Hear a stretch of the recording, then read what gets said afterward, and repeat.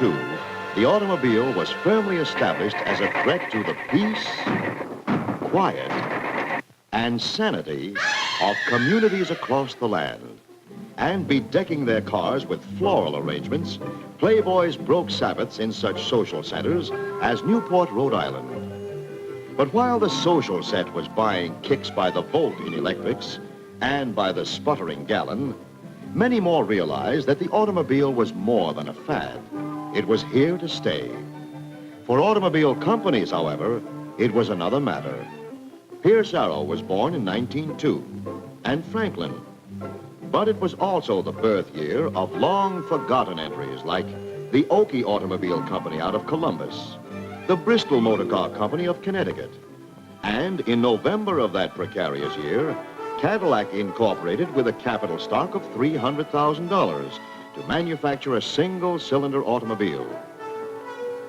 The plant then was the old Detroit Automobile Company at Cass Avenue and the railroad crossing. Detroit was a small town in those days. The previous owner of that building was Henry Ford. As in the decade before, and the decades after the announcement of the Cadillac Automobile Company, cars came and they were gone. Some lasted no longer than the day they were born. Others lingered on for a time, then failed, either because of unreliable engineering and manufacture, lack of a sound retail sales organization, or both. Winton, a great name in the automobile business for many years, built a good automobile, but it left the scene in 1924. An interesting fact here, Winton didn't believe in salesmen. Cadillac had not only the engineering genius of Henry M. Leland, but from the very beginning, Cadillac urged men to join the company and sell. Cadillac believed profit would be assured, and as an ad puts it, the agent who doesn't secure it now is apt to hie himself to the woodshed a little later and gently kick himself all over the place. Will you be one of the unfortunates? Now is the time to decide. And men got wise and decided. In addition to Detroit, in Chicago and Jersey City, Toronto and Georgia, from Los Angeles to Portland, and by 1903, in 34 cities across the land.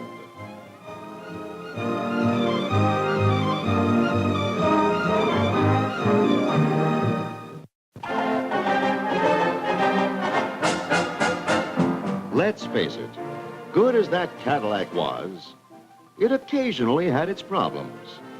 But while other cars were racing and wrecking their way to public recognition, Cadillac was concerned with such customer benefits as economy, safety, and greater precision and progress in reliable manufacture.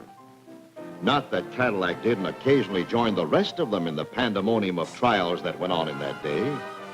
And while stunts were dreamed up by just about everybody in those days, you can't think of a wilder way to make headlines than to drive your car up the steps of the Capitol in Washington, which somebody did in a Cadillac in 1904.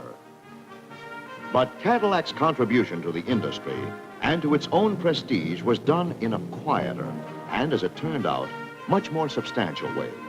Like building the first American multi-cylinder touring car, the four-cylinder Model D of 1905. And the importation of the Johansson gauges, a move to precision that led straight to the winning of the Dewar Trophy and international recognition. Cadillac precision proved that automotive parts could be interchanged, and the Cadillac name won worldwide respect and admiration. Later on that year, Cadillac entered England's international touring car trial and surprised nobody when it won. Back home, President Taft, a man who needed plenty of room in the rear compartment, found the Cadillac 30 most accommodating. When Cadillac joined General Motors in 1909, production went to 6 times what it had been the year before. And the introduction of closed bodies as standard in 1910 firmly established Cadillac in the fine car field. It was around 1908 that the Gibson girl slipped out of a few petticoats, put on a pair of goggles, and became the motoring outdoor girl. But while she motored all over the place, and hardly a male Glidden Tour entrant went without her, cranking took more muscle and moxie than most females could muster. Until Cadillac and a man named Kettering found a way to start a car electrically with the push of a button. I was called in because I'd had a lot of experience with the design of special motors and had been working on this particular problem. You see, I had been furnishing Cadillac battery ignition for several years, and I had my shop at Dayton, Ohio, in a barn. I had the principles of the self-starter very well in my mind, but I had to design it so as to meet the rigid requirement of the Cadillac engineers. They were just as hard to work for then as they are now. Theoretically, this damn thing ought to work now. And it does, too. Of course, in classic fashion, they said it couldn't be done. And salesmen said that even if it could, it would be too dangerous and wouldn't sell. But Cadillac thought it could be done, would sell, and built it into the car. It not only worked, won another Dewar Trophy, and sold, but it started along with the car a whole new era in American motoring and dealer prosperity. Some think this historic event of 1912 had a lot to do with the downfall of male supremacy in America. Maybe so, maybe not, but it did start 30 million women driving automobiles.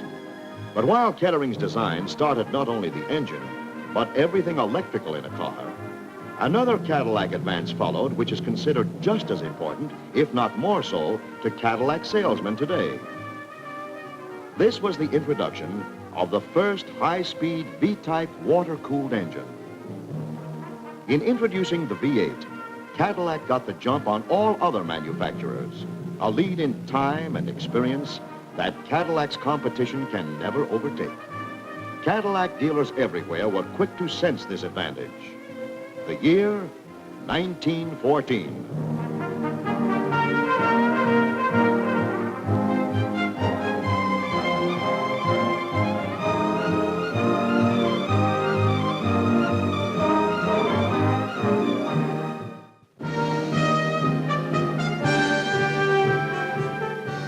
By 1914, Cadillac had well earned the right to claim that its standards of engineering and manufacture set the standard for the whole world. And while the Cadillac became a fine car and was the personal choice of heads of nations, big and not so big, Ford, which had gone the other way, became the first choice of Keystone cops. As a matter of fact, it might be said that the production lines of Ford in Detroit and Mack Sennett in Hollywood both started in 1914 and with the same product. We thought we could keep out of the mess over there and went about our business that was better than usual. And Cadillac had time to think about such things as safer nighttime driving and introduced the tilt beam headlight. And Theodore McManus, one of the founders of Cadillac's present advertising agency, could write the greatest ad ever written for an American product: the penalty of leadership. If the leader truly leads, he remains the leader. And the Cadillac crest, then as now, stood for the dynamic leadership it will never relinquish to any other motor car. In 1916, Cadillac became a division of General Motors. Production soared to 18,000 cars. In those days, a very impressive fine car figure. By 1917, German subs had done just about all we could take, and we were at war. The official staff cars of that war were Cadillacs. The ROTC, however, was not furnished with Cadillacs, and young engineering students, like one named Frederick Arnold, walked. Cadillac supplied 2,350 staff cars, but also produced Liberty aircraft engines and parts, tools and gauges, chassis for various military vehicles, tractor power plants for the artillery. The delirium of joy that welcomed the armistice was soon sobered by a grim period of economic readjustment. Cadillac dramatically demonstrated its belief in the future of our economy by building a new factory to meet what was known to be a growing demand for fine cars. There may be those who kept cool with Coolidge, but the 20s was a zany period, the zaniest.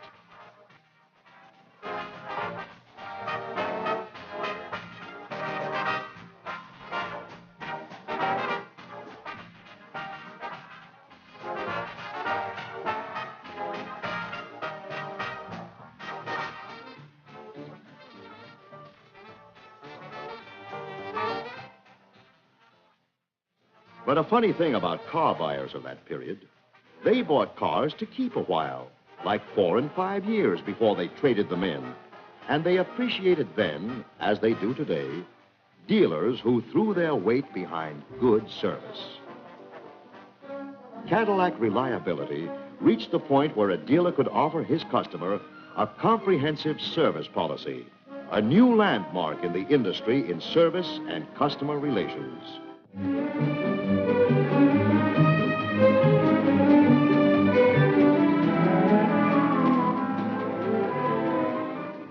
In 1927, Cadillac introduced the LaSalle.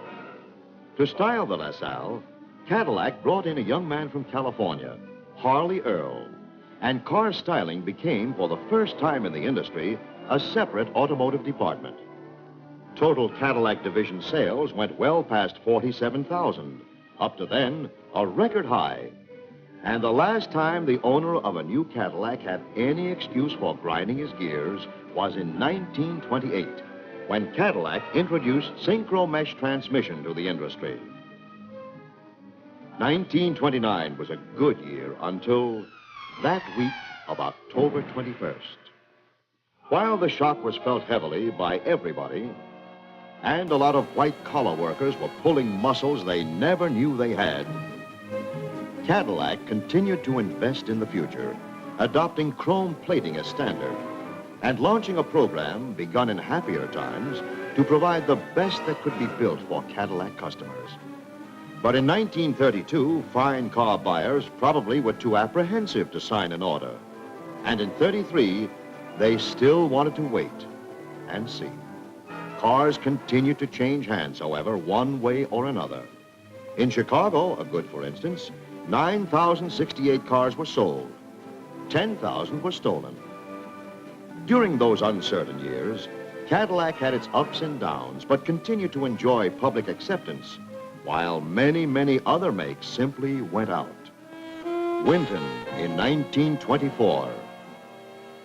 Chalmers in the same year. Stutz in 33. Franklin in 34.